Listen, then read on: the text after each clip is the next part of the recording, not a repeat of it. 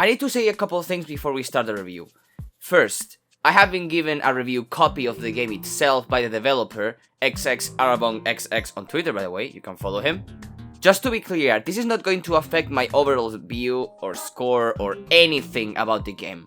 My opinions are still my opinions, independently if it's a free game, or I've been given a code, or I paid it myself. If at some point you are interested in Project Starship X, a shmup with roguelite elements, and you want to experience this game as blindly as possible, I will link the official website and Steam store in the description, as well as Arabong's Twitter handle. Adding it to your wishlist on Steam will already help the game and its developer a lot.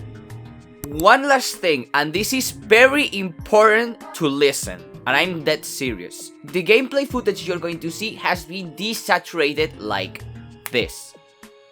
Why is this?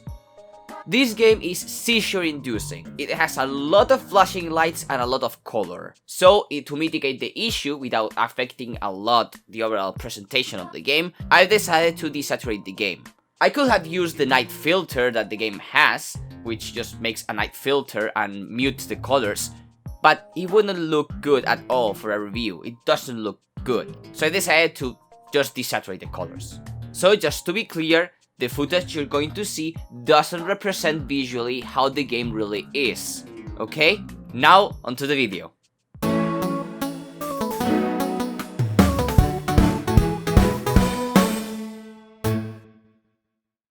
Roguelites, shmups.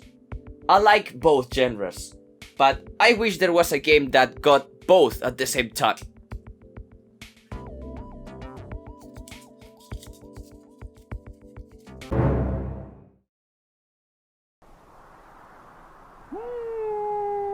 Shmups are a genre I do actually like to play, and better yet, anything related to roguelikes and roguelites. And this game is a mix of both things, which sounds like a match made in heaven. It's been a huge while since I last played the demo of this game, so let's go over and start it, shall we?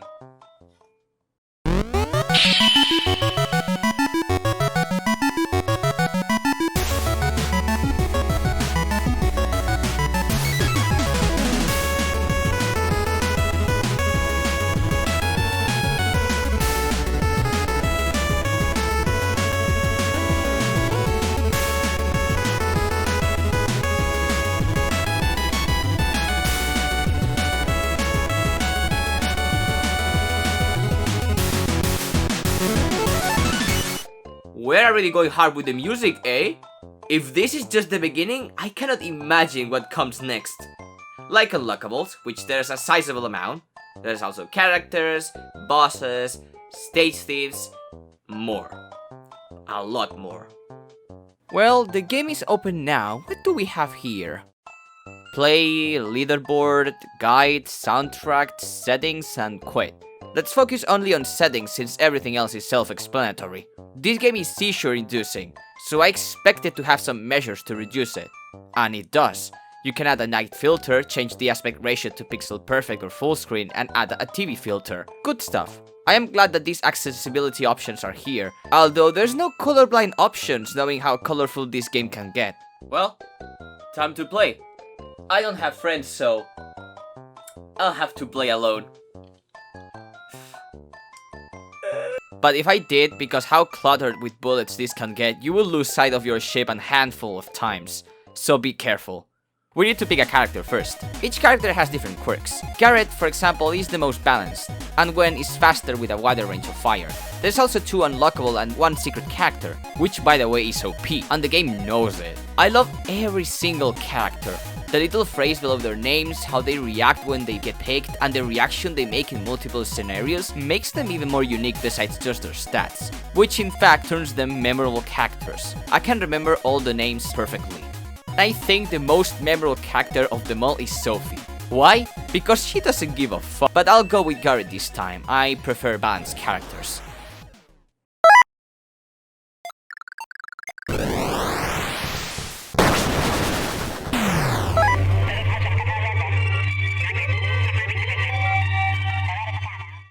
Damn, Project Starship X is just wonderful to look at.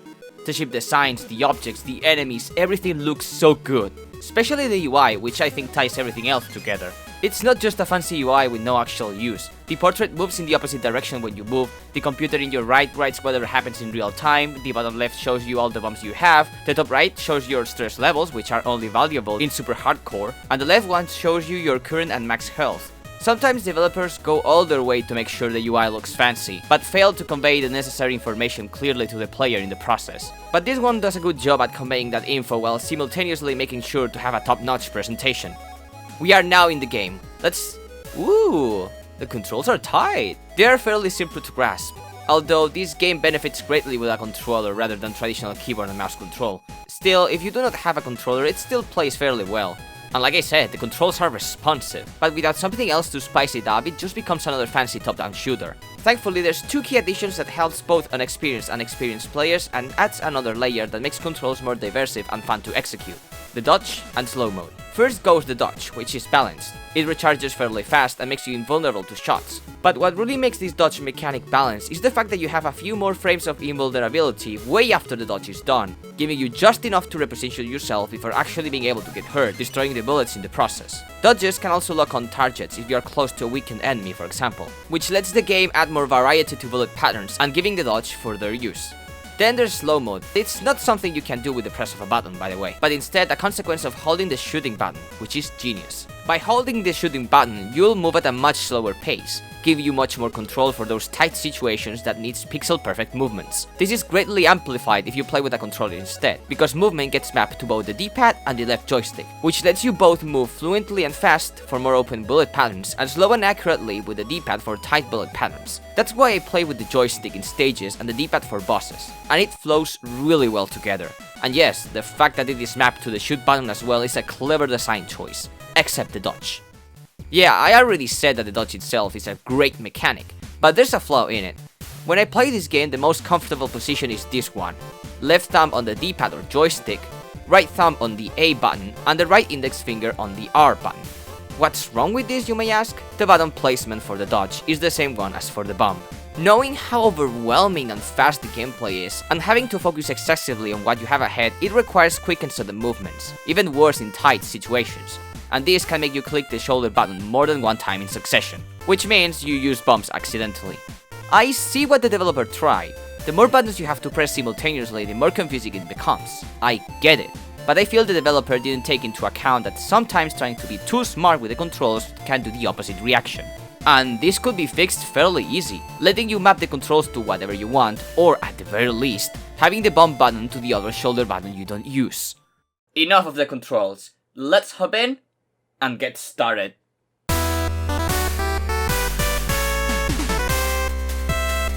Holy crap, the action is fast-paced from the start.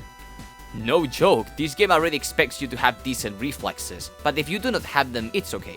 Failing multiple times, it's part of the process. There's no lives and there's no consequences for failing. After all, this stage is made really easy and repetitive in purpose. Basically, the layout of stage 1 is always the same every time you start a new game, and it even slows the entire game down automatically once you get close to a hazard. So in quick terms, the dev made sure to give you a head start, leaving you to figure out the rest. Although if you're more of a reader, the entire controls section can be found in the menu. And I get why. Unexperienced players might get a hard time if you just throw at them the worst at the very beginning, so making it that way helps them sink their feet without actually drowning first. And whoa, each stage theme feels unique. Some have special gimmicks that sets them further apart besides unique art and music. For example, there's a bowling theme, where you dodge into the enemies like if you were throwing a bowling ball yourself. Or the sun, where you can feel the gravity with how you can move and the shots getting curved in the process. Now it's where the Roguelite aspect starts to play, and what's a roguelite without randomized power-ups? There's a good bunch of them that goes from the basic stat increases to changing your bullet patterns and properties. I cannot say all of them or I would ruin the fun of finding them out yourself. But what I can actually say is that there's also layouts where power-ups are placed on purpose, like health in multiple instances. And after playing hours after hours, I can verify that this needed to happen. Without it, the gameplay would have been too unfair, especially for unskilled players. And you know what happens when you have enough skill to not get hit for longer periods of time? Two things. If you're already at max health but you absorb more shields, a bar below it rises, and once it's full, you are giving +1 to your maximal health. And second is that if you avoid getting hit for 2 to 3 minutes straight, the character's willpower manifests, making you temporarily powerful as long as you don't get hit afterwards. Just these two features alone makes getting better at the game so much worth, and the rewards feel great when you pull them off. But after stage 1 finally ends, another key aspect shows up, the mad events. A mad event is a randomized point in time where the game stops and throws you a sudden bullet pattern that doesn't tie with the stage theme. And it does two things. 1, it breaks the monotony, and 2, keeps you on your toes. You don't know where a pair of giant lasers will show up. Going to grab something to eat? Well, I'm back. Did Premiere Pro fucking crash? There is more. More stages, more power-ups, more modes like hardcore and chaos. But my job as a pilot is done. It's time for you to take the wheel and show them what you're made of.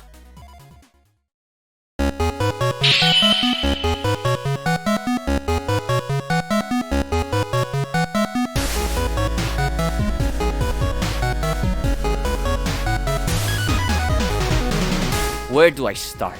Project Starship X is a really great title that takes both well-known concepts and turns them into something completely new and refreshing at the same time. And with the new mechanics introduced, it adds more complexity to the gameplay, which is also really well crafted. The music and sound effects are a delight to hear, it never gets repetitive, which makes you keep coming back for short bursts of addicting and fun shmup roguelike gameplay.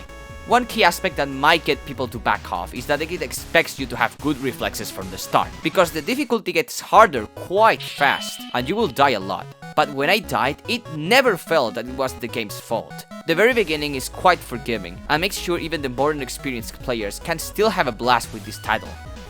But now it's time to give this game the score it deserves, like always, starting with... Controls, 4.5 out of 5. Graphics, 4.5 out of 5. Audio, 5 out of 5. Content for the price, 5 out of 5. And fun, 5 out of 5. This gives a total score of 9.6 out of 10. I can confidently say that if this game fixed all the issues I mentioned in this review, this game will be a 10 out of 10. I cannot believe how a single person can do such a quality product. I don't get it. But I hate giving this game like the title of hidden gem. And it sucks that it's not getting the attention it deserves. So if you can, share the word about Project Starship X. Maybe, I don't know, talk about it with a YouTuber, or play it yourself and make some gameplays. I don't know, just anything that will share the word of this game, because it deserves it. Thank you again, Arabong, for giving me this opportunity, and I really hope this game lives off like it did, like Friday Night Funkin' did. And thank you as well for watching this video. If you're not subscribed, you should do it. We are also really close to 400 subscribers, which I cannot believe it. And by the way, expect something cool the next weeks. I'm trying a new series, but if it continues, it depends on you. But yeah, thank you for watching everyone, and see you in a couple weeks. Adios.